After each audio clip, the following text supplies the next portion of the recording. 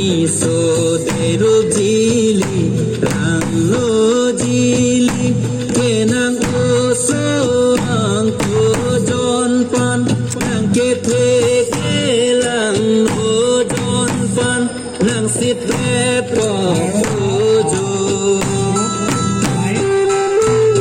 on ke nang jon pan ke arlora sen ke mera sintu ke papumi andu lopong karentuni nem loharti karentuni nem loniso perujili rang loha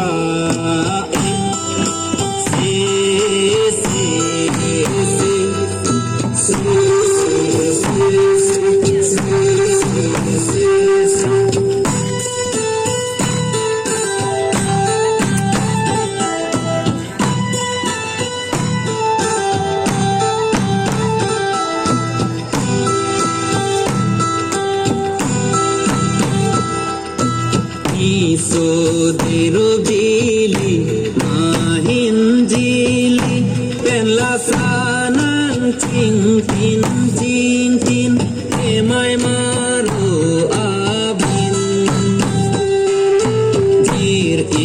penjir sobam kumpling jili penla sachi hing singkreng emon jir chung chepin Jing choi nu er jin jir jar ni chok dam lang chi